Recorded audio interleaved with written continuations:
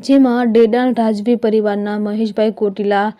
કથાકાર પૂજ્ય રાજુદાદા શાસ્ત્રી, શ્યામ મંદિરના પૂજારી કનુદાદા ગોવર્ધનનાથજી હવેલીના પૂજારી તેમજ બ્રહ્મ સમાજ પ્રમુખ દત્તેશભાઈ જાની, મુસ્લિમ સમાજ પ્રમુખ અયુબ ખાન પઠાણ, ઘાસી સમાજ પ્રમુખ મજીદભાઈ ટાક, વસંતભાઈ દોશી, કોળી સમાજ અગ્રણી નટુભાઈ રાઠોડ, રાજાભાઈ મકવાણા, જિગ્નેશભાઈ રાજ્યગુરુ, પ્રેમજીભાઈ રાઠોડ, કરશનભાઈ બાબરિયા, ફિરોઝભાઈ તીનગુલાબ, મણિશંકરભાઈ જોશી, બાબુભાઈ કિકાણી, મયુરભાઈ દુધાત, હિંમતભાઈ સરપંચ સહિતના 18 વરણના લોકો મોટી સંખ્યામાં ઉપસ્થિત રહ્યા હતા અને સરદાર વલ્લભભાઈ પટેલની પ્રતિમાને ફૂલહાર કરી વધાવ્યા હતા.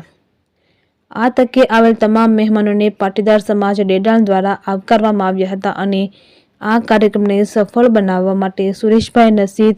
ઘનશ્યામભાઈ કચ્છી, ધનજીભાઈ સાવલિયા, વિપુલભાઈ ચોવટિયા સહિતના પાટીદાર સમાજના યુવાનો દ્વારા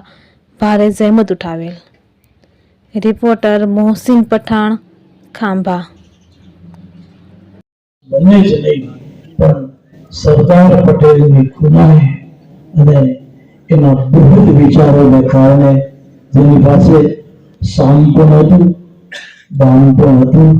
દંડ પણ હતો અને ભેદ પણ હતો. ચારે ચાર ચાણક્યની નીતિઓ જેના માનસમાં હતી એવા એ વીર પુરુષે 562 રજવાડાઓનું એકીકરણ કરી અને આઝાદી પહેલા આખા દેશને એક કરીને જેને પ્રસ્તુત કર્યો એ શ્રેય સરદાર વલ્લભભાઈ પટેલને જાય છે. પટેલ જો ન હોત, સરદાર જો ન હોત તો આ કામ સંભવ હતું. બીજું, રાજવી પરિવાર બેઠો છે અહીંયા ત્યારે કાયમને માટે આપણું સૌરાષ્ટ્ર આ વાતનો ગર્વ લઈ શકે કે સરદાર પટેલને આ સંકલ્પ લઈને જ્યારે નીકળવાનું થયું કે રજવાડાઓ અખંડ ભારતમાં ભળે